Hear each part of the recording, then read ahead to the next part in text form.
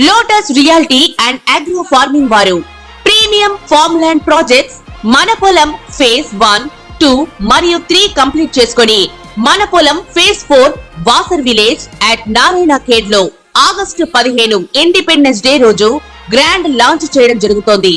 Launching మరియు independence day సందర్భంగా 5 guntas land out rate లో బుక్ చేసుకున్న వారికి 1,50,000 రూపాయల డిస్కౌంట్ తో పాటు 2 గ్రాముల గోల్డ్ ఫ్రీగా ఇస్తున్నారు. పూర్తి వివరాలకు సంప్రదించండి. ఓం శ్రీమాత్రే నమః. నా పేరు మురళీధర శర్మ. నేను హైదరాబాద్ పుప్పాలగూడలో ఉన్నటువంటి మణికొండ ఏరియాలో గోల్డెన్ టెంపుల్ వద్ద నివాసం ఉంటాను.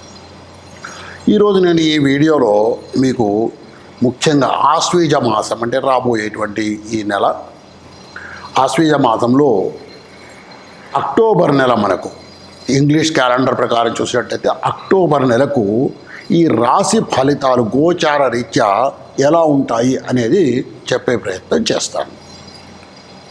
ముందుగా మనము ఈ గోచారం అర్థం చేసుకోవాలి అని అంటే కొంత గ్రహాల గురించి ఆ గ్రహాలు ఎక్కడ ఉన్నప్పుడు ఎలాంటి ఫలితం ఇస్తాయనేటువంటి విషయం కూడా మనకు కొంత అవగాహన ఉండాలి. ముందు ఆ విషయం చెప్తాను. ఇప్పుడు ఒక గ్రహము స్వక్షేత్రంలో ఉంటే ఉచ్చ రాశిలో ఉంటే సంపూర్ణమైనటువంటి ఫలితాన్ని ఇస్తుంది. అంటే స్వక్షేత్రం కావాలి, ఉచ్చ రాశి కావాలి, అప్పుడు సంపూర్ణమైనటువంటి ఫలితం వస్తుంది. అలా కాకుండా మూల త్రికోణంలో ఉంటే 3/4 వంతు ఫలితాన్ని ఇస్తుంది. స్వక్షేత్రములో ఉంటే అంటే ఒక గ్రహము స్వక్షేత్రం ఉదాహరణకు సింహంలో రవి ఉంటే అర్ధభాగం 50% మాత్రమే ఫలితాన్ని ఇస్తాడు. అలా కాకుండా అధిమిత్ర క్షేత్రం అంటే నేను గతంలో కూడా మీకు అనేక వీడియోల్లో చెప్పాను. ఒక రాశి ఆయనకు నైసర్గికంగా మిత్రక్షేత్రము, అలాగే తాత్కాలికంగా కూడా మిత్రక్షేత్రం అయితే దాన్ని అధిమిత్ర క్షేత్రము అంటారు. ఆ విధంగా ఏదైనా ఒక గ్రహం అధిమిత్ర క్షేత్రంలో ఉంటే 3/8 వంతు ఫలితాన్ని, మిత్రక్షేత్రంలో ఉంటే 1/4 వంతు, సమక్షేత్రంలో ఉంటే 1/8 వంతు, శత్రుక్షేత్రంలో ఉన్నప్పటికీ కూడా ఫలితాన్ని ఇస్తుంది, కానీ 1/16 వంతు మాత్రమే ఇస్తుంది.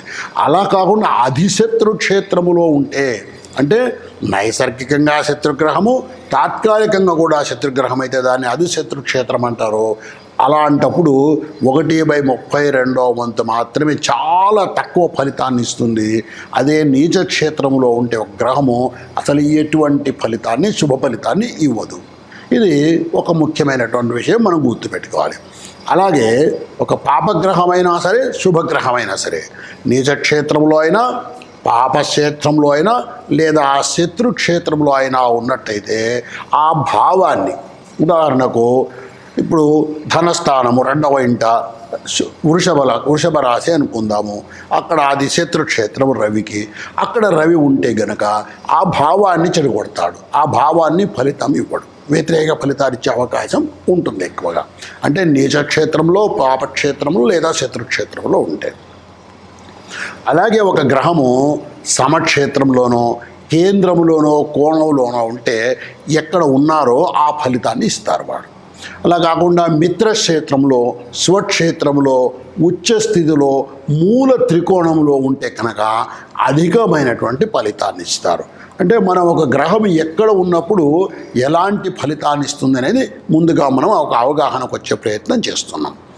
అలాగే ఒక గ్రహము కేంద్ర ఆధిపత్యము కలిగి ఉండవచ్చు, లేదా కేంద్ర స్థితిని కూడా కలిగి ఉండవచ్చు. ఇప్పుడు ఉదాహరణకి ఒక గ్రహము కేంద్ర ఆధిపత్యాన్ని అంటే 1వ స్థానంలో కానీ, 4లో కానీ, 7లో కానీ, 10లో కానీ ఉంటే అక్కడ తప్పకుండా పాపగ్రహం ఉన్నా కూడా కేంద్ర ఆధిపత్యం వల్ల శుభ ఫలితాన్ని ఇస్తారు. అలా కాకుండా అది ఆధిపత్యం కాకుండా కేవలం కేంద్రంలో పాపగ్రహం ఉంటే అది ఆ భావాన్ని పాడు చేసి పాప ఫలితాన్ని ఇచ్చేటువంటి అవకాశం ఉంది. అంటే కేంద్రము స్వక్షేత్రమా లేక కేంద్రంలో ఉన్నారా, మొదటిది ప్రశ్న. రెండవది అది పాపగ్రహము. ఈ పాపగ్రహము కేంద్రములో ఉంటే అశుభ ఫలితాన్ని ఇస్తుంది, అలా కాకుండా కేంద్ర ఆధిపత్యం ఉంటే శుభ ఫలితాన్ని ఇస్తుంది. ఇక అలాగే కోణానికి సంబంధించిన వరకు 5, 9, 11 స్థానాలు కోణాలని అంటాం కదా. ఈ కోణాల్లో ఉన్నప్పుడు కూడా శుభగ్రహాలు లేదా ఆధిపత్యం ఉంటే 2 ఫలితాలు ఇస్తారు. అంటే కోణంలో శుభగ్రహం ఉండి ఆధిపత్యం కూడా ఉంటే 2 ఫలితాలను కూడా ఇస్తారు. అలా కాకుండా పాపగ్రహము ఉంటే ఆధిపత్యం ఉంటే కేవలము తను ఉన్న స్థానం ఫలితం మాత్రమే ఇస్తాడు తప్ప తన స్వస్థాన ఫలితాన్ని ఇవ్వలేడు. ఈ విధంగా పాపగ్రహం అంటే కేంద్ర స్థితిలో శుభగ్రహం ఉన్నప్పుడు 2 ఫలితాలు, తన యొక్క అసలు స్థితి ఏమిటి దానివల్ల వచ్చే ఫలితము తను ఉన్న స్థానం యొక్క ఫలితాన్ని ఇస్తాడు. పాపగ్రహము కోణ స్థితిలో ఉంటే కేవలము కోణస్థితిలో ఉన్నటువంటి ఆ భావ ఫలితాన్ని మాత్రమే ఇస్తాడు పాపగ్రహం. ఇది కొంత ముఖ్యమైనటువంటి అంశం. మనకు ఒక గ్రహము ఎంత ఫలితాన్ని ఇస్తుంది అనేటువంటిది. తర్వాత గోచారం అన్నప్పుడు మనకు ఇంకొక విషయం కూడా ఏంటంటే గ్రహాలు సంచారం చేస్తూ ఉంటాయి. అవి అలా ఒక చోట స్థిరంగా ఉండవు. జాతకరీత్యా మనం పరిశీలించుకున్నప్పుడు అవి జాతకం మనం పుట్టినప్పుడు తయారు చేసినటువంటి రాశి చక్రంలో అవి ఎక్కడ ఉన్నాయో అక్కడే ఉన్నట్టుగా మనం భావాలు ఫలితాలు చూసుకుంటాం. గోచారం అన్నప్పుడు పంచాంగం తీసుకొని పంచాంగ రీత్యా గ్రహము ఏ రాశి నుంచి ఏ రాశికి వెళ్ళింది, అక్కడ ఎలాంటి ఫలితాన్ని ఇస్తుంది అనేది మనం తెలుసుకుంటాం. అంటే గ్రహ సంచారం, గ్రహం యొక్క కదలిక. ఈ గ్రహం యొక్క కదలిక ఎలా ఉంటుందంటే రవి బుధ శుక్ర గ్రహాలు, ఈ 3 గ్రహాలు కూడా నెలకొక్కసారి ఒక్కొక్క గ్రహాన్ని మారుతూ ఉంటాయి. చంద్రుడు 2.5 రోజులకే ఒక రాతిని మారిపోతాడు. రవి బుధ శుక్ర గ్రహాలు ఒక నెలకొకసారి ఒక రాతిని మారుతాయి. చంద్రుడు 2.5 రోజుకే ఒక రాతిని మారిపోతాడు. అలా కాకుండా కుజుడు 45 రోజులకు ఒకసారి, అంటే ఉదాహరణకి ఇప్పుడు మేషంలో ఉన్నాడు, ఈ రోజు వచ్చాడు మేషంలోకి, ఈ రోజు నుంచి 45 రోజులకు వృషభంలోకి వెళ్ళిపోతాడు కుజుడు. ఇక గురువు సంవత్సరానికి ఒకసారి ఒక రాశి మారుతాడు. అంటే ఇప్పుడు ఉదాహరణకు మీరు మేషరాశిలో జన్మించారు, మీకు ఇప్పుడు మేషంలో గురువు ఉన్నాడు అనుకుందాం, లేదా వృషభ రాశిలో జన్మించారు, ప్రస్తుతం వృషభంలో గురువు ఉన్నాడు. మళ్ళీ వృషభంలోకి గురువు రావాలంటే 12 సంవత్సరాల కాలం పడుతుంది. ఒక్కొక్క రాశిని ఒక్కొక్క సంవత్సర కాలం ఆయన ఉండి అక్కడ ఆ ఫలితాన్నిచ్చి గురువు ముందుకు పోతాడు. అలాగాక శని చూసినట్టయితే 2.5 సంవత్సరాలకు ఒక్కసారి ఒక రాశి మారిపోతాడు. అంటే ఒక్కసారి ఈ 12 రాశులు తిరిగి రావటానికి 30 సంవత్సరాలు పడుతుంది. ప్రస్తుతము కుంభరాశిలో శని ఉన్నాడు. మరలా కుంభరాశిలోకి రావాలంటే ఆయన ఒక్కొక్క రాశిని 2.5 సంవత్సరాలు అలా తిరిగి చివరికి మళ్ళా కుంభరాశిలోకి వచ్చేటప్పటికి 30 సంవత్సరాల కాలం పడుతుంది. ఈ విధంగా గ్రహాలు సంచారం చేస్తూ ఉంటాయి. అందువల్ల మనము ఎక్కువ కాలము ఒక రాశిలో ఉండేటువంటి గ్రహాలు గురువు శని. గురువు 1 సంవత్సర కాలం ఉంటాడు, శని 2.5 సంవత్సరాల కాలం ఉంటాడు. మిగతా అలా కాకుండా రవి బుధ శుక్ర గ్రహాలు అయితే 1 నెలనే ఉంటారు. కుజుడైతే కేవలం 45 రోజులు ఉంటాడు. చంద్రుడైతే కేవలం 2.5 రోజులు మాత్రమే ఉంటాడు. ఈ విధంగా గ్రహ సంచారం ఉంటుంది. ఇంకా ఒక ముఖ్యమైనటువంటి విషయము గ్రహ దృష్టి. అంటే మనం ఇప్పుడు గ్రహం ఎక్కడ ఉన్నప్పుడు ఎటువంటి ఫలితాలను ఇస్తారు అనేటువంటి విషయాన్ని తెలుసుకున్నాము. అలాగే గ్రహాలు ఎప్పుడు ఎంతెంత కాలం సంచారం చేస్తాయని తెలుసుకున్నాం. ఇక 3వది ముఖ్యమైన విషయము గ్రహ దృష్టి. ఏ గ్రహము ఏ రాశి నుంచి ఏ రాశిని చూస్తుంది అనేటువంటి విషయాన్ని. ప్రతి గ్రహం కూడా తను ఉన్న రాశి నుంచి 7వ రాశిని చూస్తుంది. అలా కాకుండా శని తాను ఉన్న రాశి నుంచి అదనంగా 7వ స్థానాన్ని మాత్రమే కాకుండా 3వ స్థానాన్ని 10వ స్థానాన్ని కూడా చూస్తాడు. ఇక కుజుడు తను ఉన్నటువంటి స్థానం కాకుండా, తను ఉన్న స్థానం నుంచి 7వ స్థానాన్ని కాకుండా అదనంగా 4, 8 స్థానాలను కూడా చూస్తాడు. అలాగే గురువు 5, 9 స్థానాలను చూస్తారు. అంటే రాహుకేతువులను మినహాయిస్తే రవి చంద్ర కుజ బుధ గురు శుక్ర శని అనేటువంటి ఈ 7 గ్రహాల్లో శని కుజ గురువులకు 7వ దృష్టి కాకుండా అదనంగా కూడా దృష్టి ఉంటుంది. ఇప్పుడు ఇది శుభగ్రహంగా ఉన్నప్పుడు శుభ ఫలితాలు, గురు దృష్టి ఉన్నప్పుడు శుభ ఫలితాలు వస్తుంటాయి. అలా కాకుండా శని దృష్టి కుజ దృష్టి ఉన్నప్పుడు అశుభ ఫలితాలు వస్తుంటాయి. ఈ విధంగా మనకు ఈ గ్రహాల యొక్క దృష్టులు అంటే మనం ఒక గోచారం తెలుసుకోవడము, పంచాంగం చూసుకొని మన గోచార ఫలితాన్ని తెలుసుకోవాలంటే ముందు గ్రహం ఎక్కడ ఉంది, ఎటువంటి దృష్టి కలిగి ఉంది, మూడవది ఏ స్థితిలో ఉంది, అంటే వక్రస్థితి కూడా ఉంటుంది. దీనికి గ్రహాలను 3 విభాగాలుగా చూడొచ్చు మనం. బింబగ్రహాలు, తారాగ్రహాలు, ఛాయాగ్రహాలు అని 3 విధాలుగా చూడవచ్చు. ఈ రవి చంద్రులు వీళ్ళను బింబగ్రహాలు అంటారు. వీళ్ళకి ఎటువంటి వక్రగతి ఉండదు. ఇక అలా కాకుండా రాహు కేతు గ్రహాలు, ఇవి 2 ఛాయాగ్రహాలు. ఇవి ఎప్పుడూ వక్రగతిలోనే తిరుగుతుంటాయి. అంటే 2 గ్రహాలు రవిచంద్రులు పోయారు, రాహుకేతువులు పోయారు. మిగిలిన 5 గ్రహాలు కుజ, బుధ, గురు, శుక్ర, శని, వీటిని తారాగ్రహాలు అంటారు. వీటికి వక్రస్థితి కూడా కలుగుతుంటుంది. వక్రస్థితి అంటే వెరగ మార్గంలో నడవవు. వాటి యొక్క సంచారం మనము భూమి మీద నుంచి చూసినప్పుడు మిగతా గ్రహాలతో వెనుకబడినట్టుగా కనపడుతుంటాయి. ఈ విధంగా వక్రస్థితిలో కూడా ఉంటూ ఉంటాయి గ్రహాలు. కాబట్టి మనము ఈ గహనము ఎలా ఉంది, ఏ ఏ ఏ గ్రహము వక్రస్థితిలో ఉంది, పాపగ్రహము వక్రస్థితిలో ఉంటే అంటే కుజ, శని ఇలాంటి గ్రహాలు వక్రస్థితిలో ఉంటే పాప ఫలితాన్ని ఇస్తాయి. శుభగ్రహాలు వక్రస్థితిలో ఉంటే శుభ ఫలితాన్ని కూడా ఇస్తాయి. గురువు ప్రత్యేకించి వక్రస్థితిలో ఉన్నప్పుడు ఏ రాశిలో ఉంటే ఆ రాశి ఫలితాన్ని ఇస్తాడు. మిగిలిన గ్రహాలు అలా కాదు. ఇప్పుడు ఉదాహరణకు ప్రస్తుతం ఈ ఆశ్వీజ మాసంలో లేదా ఈ అక్టోబర్ నెలలో చూసినట్టయితే వృషభ రాశిలో ఉన్నటువంటి గురువు వక్రస్థితిలో ఉన్నాడు. అక్కడ ఆ స్థానాన్ని బట్టి ఫలితం ఇస్తాడు. శని ఇతర గ్రహాలు అంటే మనం చెప్పుకున్నట్టుగా కుజ, బుధ, శుక్ర, శని గ్రహాలు ఇవి వాటికన్నా ముందు అంటే ఇప్పుడు ఉదాహరణకి ఇప్పుడు కుంభంలో ఉన్నటువంటి శని వక్రస్థితిలో ఉన్నాడు. అంటే మకర రాశి యొక్క ఫలితాన్ని ఆయన ఇస్తాడు. ఈ విధంగా మనం ఫలితాలు తెలుసుకునేటప్పుడు ముందుగా ఆ గ్రహం యొక్క లక్షణం ఏంటి, శుభగ్రహమా పాపగ్రహమా, తర్వాత ఎక్కడ ఉన్నారు, తర్వాత ఏ స్థితిలో ఉన్నారు, ఏ దృష్టిని కలిగి ఉన్నారు, ఈ విధంగా ఇన్ని విషయాలను మనం సమగ్రంగా పరిశీలించి మనము ఒక నిర్ణయానికి రావాలి. మనకు గోచార రీత్యా ఇప్పుడు ప్రస్తుతం ఈ నెలలో లేదా ఈ 6 నెలల్లో ఈ 3 నెలల్లో ఎటువంటి ఫలితాలు వచ్చే అవకాశం ఉందనేది తెలుసుకునే ప్రయత్నం చేయవచ్చు.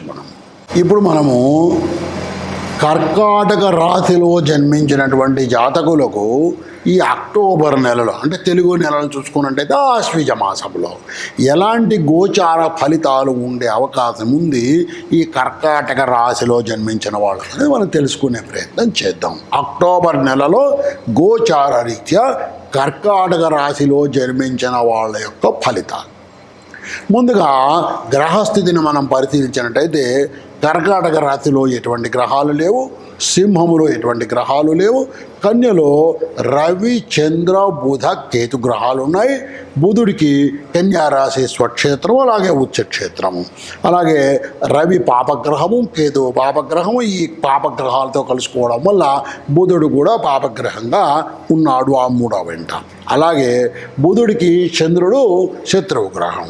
ఈ విధంగా ఒక శత్రుగ్రహం కూడా ఆ కన్యారాశిలో రవి, చంద్ర, బుధ, కేతు గ్రహాలు ఉన్నాయి. అలాగే 4వ స్థానంలో తులారాశిలో శుక్రుడు ఉన్నాడు. అష్టమం 8వ స్థానంలో శని ఉన్నాడు. అది కుంభము, కుంభరాశికి శని స్వక్షేత్రము. అలాగే మీనరాశిలో 9వ వెంట రాహు ఉన్నాడు. 10వ స్థానం మేషంలో ఎవరూ లేరు. 11వ స్థానంలో గురువు ఉన్నాడు వృషభ రాశిలో.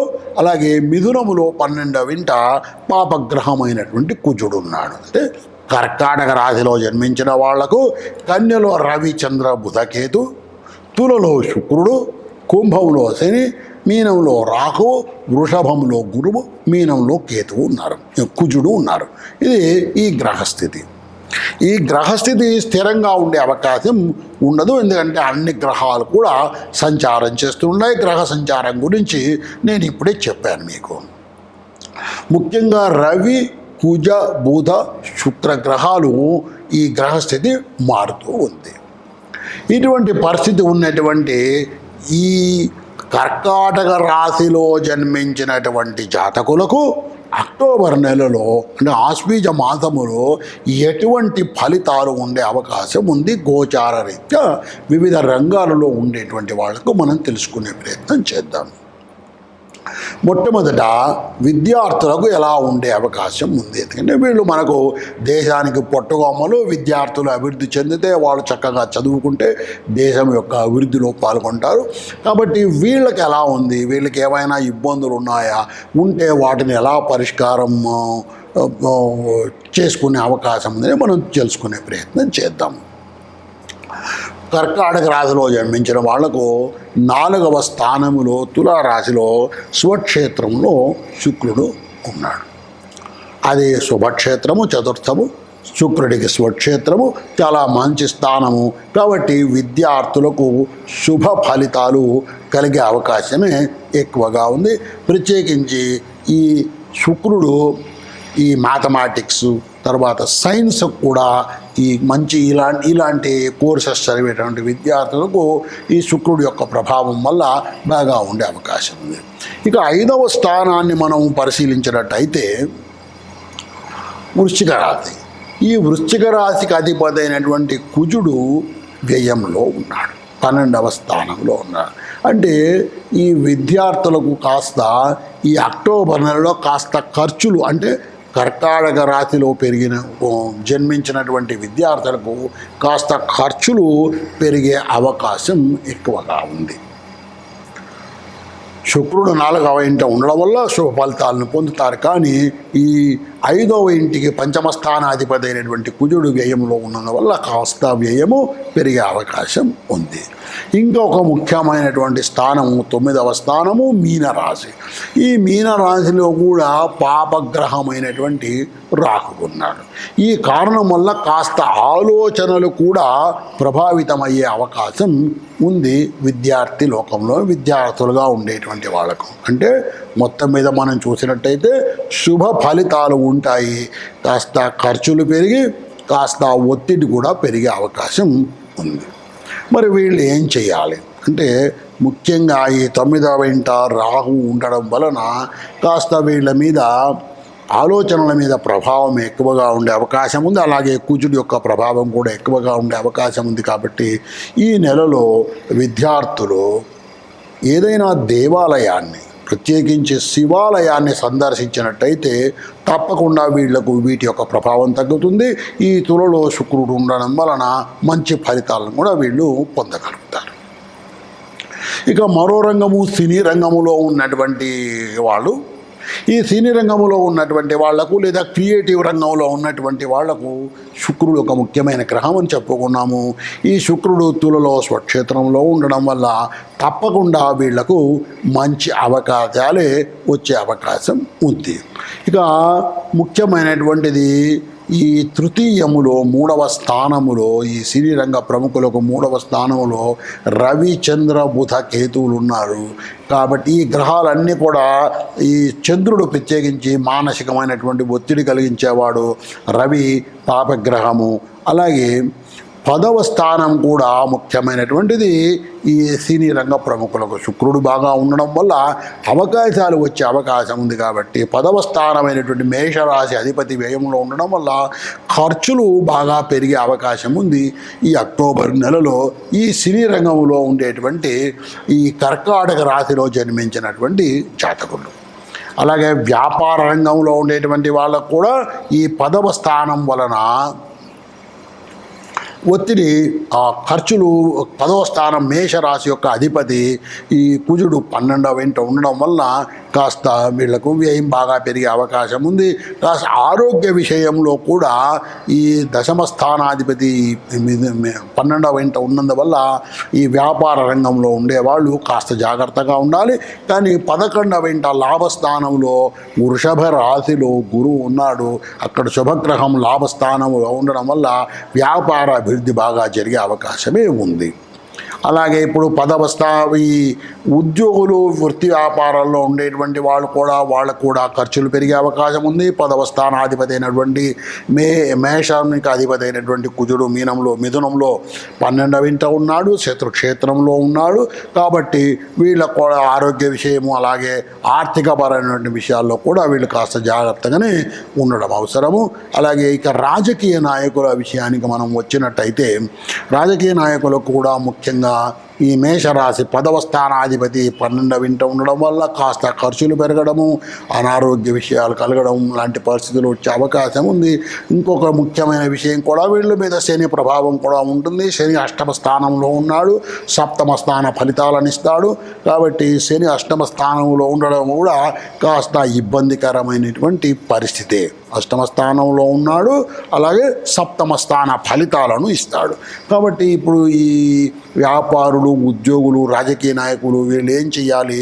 ఇలాంటి ఒత్తిడి లేదా ఇలాంటి ఖర్చులు పెరిగేటువంటి అవకాశము ఉన్నటువంటి ఈ పరిస్థితిని ఏం చేయాలి అంటే వీలైనంత వరకు ఉదయం పూట నవగ్రహ ప్రదక్షిణాలు చేయడం, ప్రత్యేకించి కుజుడికి సంబంధించిన స్తోత్రాన్ని చదువుకోవడం వలన తప్పకుండా వీళ్లకు శుభ ఫలితాలు పెరిగే అవకాశం ఉంది. ఎందువల్లంటే 12వ ఇంట్లో వ్యయస్థానంలో, తర్వాత అది మారక స్థానము, అక్కడ కుజుడు ఉండడం వల్ల ఈ కర్కాటక రాశిలో జన్మించినటువంటి ఈ 10వ స్థానం యొక్క ప్రభావం అంటే వృత్తి వ్యాపార ఉద్యోగాల్లో ఉండేటువంటి వాళ్ళు, ఇలాంటి వాళ్ళందరికీ, రాజకీయ నాయకులకు, వీళ్ళందరికీ కూడా ఈ కుజుడి యొక్క ప్రభావం ఉండే అవకాశం ఉంది. కాబట్టి వీళ్ళు ఉదయం పూట ఈ అక్టోబర్ నెలలో ఈ ఆశ్వీజ మాసంలో కనుక నవగ్రహాలు కనుక ప్రదక్షిణాలు చేయగలిగినట్టయితే తప్పకుండా శుభ ఫలితాలను పొందగలుగుతారు. ఓం శ్రీమాత్రే నమః.